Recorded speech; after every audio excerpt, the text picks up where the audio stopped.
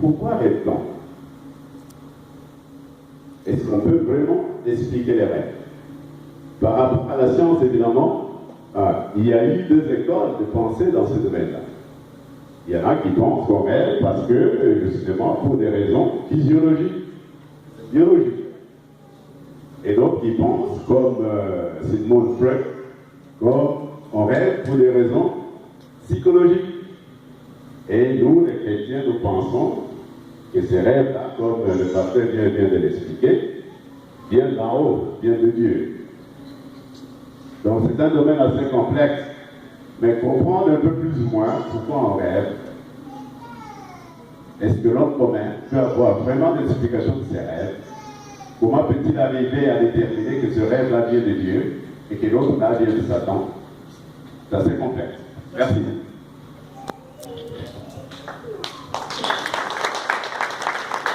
Je commence par les derniers. Comment reconnaître si les rêves viennent de Dieu? Merci, nous avons dit ces livres, je ne sais pas si je vais dire à l'émérite ou l'avantage ou par la grâce de Dieu. Nous avons essayé de donner un peu les caractéristiques des rêves venant de Dieu. Nous avons dit que les rêves est un langage imagé.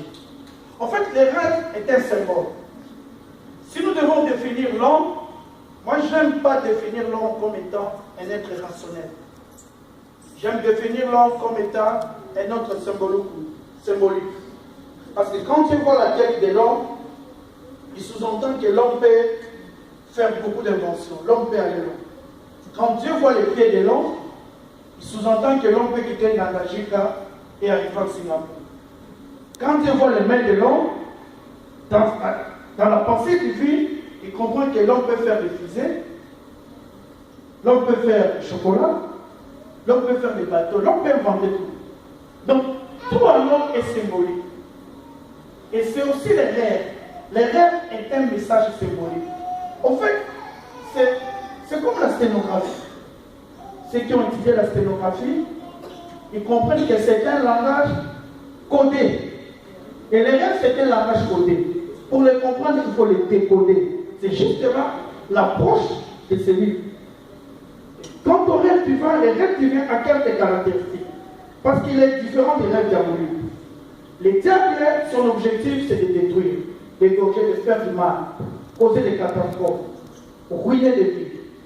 Depuis les temps anciens, son cerveau est tellement riche en destruction. Et il n'a pas un casier judiciaire vierge. Il fait que ça. Et puis le foyer, donner le rêve. Et les rêves sataniques sont comme ça.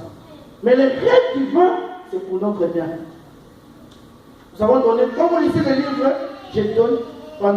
nous avons donné les orientations des rêves divins. Et nous avons parlé aussi des caractéristiques. Comment reconnaître un rêve divin?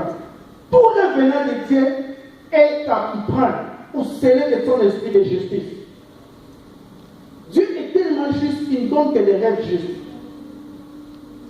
Tout rêve venant de Dieu est emprunt ou attaché ou scellé de son esprit de vérité. Dieu ne peut jamais donner des contre-vérités dans les rêves. Tout ce que Dieu va dire dans les rêves est vrai. C'est pour cela, quand les gens viennent me dire, j'ai rêvé de telle personne, c'est lui le sorcier. J'ai dit aux gens, vous ne connaissez pas Dieu. Vous croyez que Dieu va donner facilement un rêve comme ça? Tout rêve venant de Dieu est attaché de son esprit de sagesse. Qu'est-ce que je veux dire? Quand vous faites les rêves venant de Dieu, en vous, il y a un pourcentage d'interprétation, mais qui est latent, qui est caché, que vous ne savez pas exprimer. À peu près 51%. De sorte que, s'il y a une personne extérieure qui vient pour en donner l'interprétation, si l'interprétation est mauvaise, que vous ne voulez pas, vous allez sentir au fond de vous. Mais si l'intervention est bonne, vous allez sentir. Parce que les rêves de Dieu sont en fait. Il y a cela quelques mois, je crois que c'était au mois de mars, je me suis dit ça. Une femme m'a appelé du Texas. Elle était en préparatif de mariage avec un sujet nigérian qui est pasteur. Elle me dit, pasteur, j'ai fait un rêve. Voilà ce que j'ai vu dans les rêves. Je me suis retrouvé dans un bureau où il y avait des cartons, beaucoup de choses. Et mon fiancé avec ses amis me disent que c'est l'esprit de mort. Déjà, quelqu'un va mourir dans notre famille, on avait des. Et il y en a même qui me demande la liste de tous les membres de famille, s'ils peuvent prier pour eux. Quand la femme m'a dit, je lui ai dit, je ne sais pas. Mais en voyant ton rêve, je suis en train de voir une bénédiction du travail. Je suis en train de voir Dieu dans le travail. La femme a sursauté. Elle a dit, mais c'est vrai, je viens de la retraite. Parce que j'ai demandé à Dieu de travailler, j'ai dit évidemment. J'ai dit, les cadeaux que tu as dit, on a en train d'emballer pour aménager un bureau. Et 2 semaines après, il a trouvé un bon travail, il a en train de travailler. Il a dit qu'elle devait être là dans le cadre. Donc il y a les caractéristiques des rêves divins. Et les rêves divins sont souvent, pour les reconnaître, ils sont accompagnés de la quiétude, de la paix. Je n'ai pas donné toutes les caractéristiques pour que vous achetiez les livres et vous envoyez. Mais les rêves sataniques, souvent aussi c'est la culture. Je n'ai pas tout donné parce que ça c'est le temps 1. Nous aurons le temps 2 pour que vous ayez envie d'acheter les temps 2. Et ensuite, une attitude qui nous pousse à reconnaître les rêves. Alors je vais dire, est-ce que tout le monde rêve? Oui, c'est un besoin physiologique. Mais ce n'est pas seulement un besoin physiologique. C'est aussi un besoin spirituel. Parce que les bébés rêvent. Les fous rêvent. Les adultes rêvent. Les animaux rêvent. Nous avons les animaux comme les chats. D'ailleurs, c'est parmi les grands rêveurs, les chats. La manière dont Dieu a fait les choses, plus vous êtes jeune, vous rêvez plus. Pourquoi? Parce que les jeunes ont les possibilités d'avenir. Les jeunes rêvent plus que les vieux. Pourquoi? Parce que les jeunes ont encore le temps. Ils pensent à l'avenir. Les choses sont permises par rapport à eux. Mais les vieux sont arrivés vers, je ne dis pas les termes, ils rêvent moins. Plus que vous grandissez, vous vieillissez, la capacité même des rêves diminue. Tout le monde rêve. Et c'est un besoin naturel. Et l'on peut comprendre ces rêves, oui, parce que c'est un langage divin. La Bible dit, Dieu parle tantôt d'une manière, tantôt d'une autre. Cependant, l'homme ne prend point garde. Il y a des gens qui ont été... Il y a une femme, ça c'était au Congo.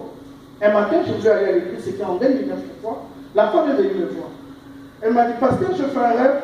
Dans le rêve, j'ai une petite fille de 3 ans. J'ai vu le bras de ma fille cassé. J'ai peur. Qu'est-ce que je dois faire? On était dans ma voiture, je crois. J'ai dit à la femme, ce rêve n'a rien à voir avec ton enfant, sois calme.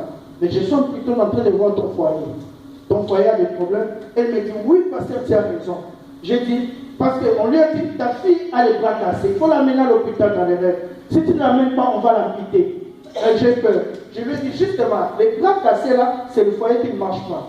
L'amputation veut dire seulement le divorce et la séparation. Elle me dit, pasteur, ce que tu dis, c'est vrai. J'ai des problèmes avec mon mari. J'ai dit, maman, arrangez. Un couple modèle. Je vous informe au jour d'aujourd'hui, le mari a fait des enfants dehors, il a subi notre sang. Ils sont en plein processus de divorce. Mais ils servaient Dieu. Simplement pourquoi? Parce qu'il y avait un message dans les rêves qu'ils n'ont pas compris. Et ce livre a peut-être par la grâce de Dieu a un petit apport par rapport aux différents genres de rêves venant de Dieu que nous sommes en train d'expliquer. Oui, l'on peut donner l'explication pour ça. Merci pour votre question.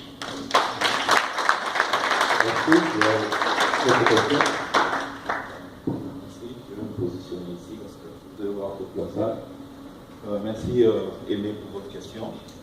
Vous étonnez pas parce que je vous avais promis que je vais poser beaucoup de questions. Mais nous avons eu un entretien avec toi parce que l'exposé, même ton thème était très complexe. Et Dr Bachir l'a souligné. C'est vraiment très complexe. Personnellement, je n'arriverai pas à comprendre exactement votre discours. Mais pendant ton exposé, j'ai quand même compris le but de ton livre. Et je vous remercie pour ça. Et, ma première question, c'est de savoir l'interprétation. C'est vrai, tu dis que les rêves n'ont pas de valeur s'il n'y a pas d'interprétation. Et vous avez donné un exemple de Joseph, que j'ai beaucoup aimé parce que Joseph a eu 2 rêves. Je te rappelle, le premier rêve, quand il a dit à son père le rêve, ses frères étaient fâchés parce qu'il dit, oh, qui va te mettre au-dessus de nous? Mais c'est plus tard, 20 ans plus tard, 25 ans plus tard, que cela va se réaliser. Et quand il arrive avec le roi, 13 ans plus tard, et quand avec le roi, il voit le même rêve. Et j'étais très réponse qu'il a donnée au roi. Il a dit au roi, quand on l'a amené, il dit voilà, jeune homme, j'ai fait un rêve, mais la réponse qu'il a donnée au roi, il a dit au roi, l'interprétation vient de qui? Des dieux. Parce que tu dis que tu peux interpréter des rêves, les langues peuvent interpréter des rêves, mais je pense que l'audience que nous représentons, c'est pratiquement une audience de chrétiens. Et je crois que la source d'interprétation doit être Dieu lui-même. Et les rêves sont l'une des voies que Dieu peut parler à quelqu'un. Parce qu'il y a différentes voies que Dieu utilise pour parler à quelqu'un. Et le rêve est tellement complexe que même pour trouver des références bibliques à ce rêve, cela est très difficile. Toute l'interprétation vient directement des dieux. Et je suis très étonné que tu as pointé à donner d'interprétation à des rêves qu'à des personnes qui te téléphonent et qui te contactent. Mais je crois que nous devons être humbles comme Joseph l'a été, et l'interprétation appartient à l'Éternel. Et je voudrais que l'autre question de savoir... Là, c'est une question... C'était un apport, pour vous. Et si vous pouvez aussi explorer d'autres voies, je sais que votre focus est sur le dream, mais vous pouvez exploiter d'autres voies que Dieu peut toujours parler aux chrétiens. Ce n'est pas seulement le dream, donc par le rêve que Dieu peut vous parler à travers l'esprit qui est en vous et passer le message et recevoir le message pour le peuple de Dieu. Et déjà, c'est un apport, peut-être pour le tome 2, et tu auras d'autres avenues que Dieu utilise pour parler à des personnes. Alors, l'interprétation des langues, je ne fais pas un exposé supplémentaire, mais je suis seulement très étonné de la différence exacte que tu peux donner entre un rêve qui vient de Satan, un rêve qui vient de Dieu, un rêve de la personne. C'est extrêmement complexe parce que c'est vraiment très difficile à pouvoir identifier cela. Je ne sais pas si tu as d'autres apports pour expliquer ça de manière un peu plus détaillée. Tu te rappelles, je t'avais fait un rêve, je t'avais expliqué mon rêve. J'ai dit que je suis arrivé aux États-Unis en 2008. Mais après, tu peux le résumer rapidement. J'ai eu des rêves que je suis rentré en Afrique. Je sautais même de l'eau. Tu te rappelles? Et puis quand je me suis réveillé, bien que je m'étais réveillé, je me disais, je suis toujours au Congo, je suis toujours aux États-Unis. Et finalement, j'ai vu à la fenêtre, j'ouvre, mais voilà, je suis toujours aux États-Unis. Tu vois un peu quel apport je peux apporter à ce genre de rêve. Voilà un peu de manière. Merci beaucoup, Papa Willy. Je commencerai par permettez que je réponde rapidement. Je suis d'accord avec vous, dire que Papa Willy, lisez la Bible, les livres, vous voyez, les points, les derniers chapitres, c'est l'interprétation, où nous disons, on n'interprète pas les rêves parce qu'on est spirituel, on n'interprète pas parce qu'on prie beaucoup, on n'interprète pas parce qu'on est intelligent. Nous avons dit qu'on interprète par la grâce de Dieu. Et dans les livres, nous avons dit, c'est la faculté que confère l'esprit. C'est pour ça que nous avons dit, la faculté confère l'esprit. C'est Dieu qui donne l'interprétation. Vous allez voir, avec toute humilité, ma femme va permettre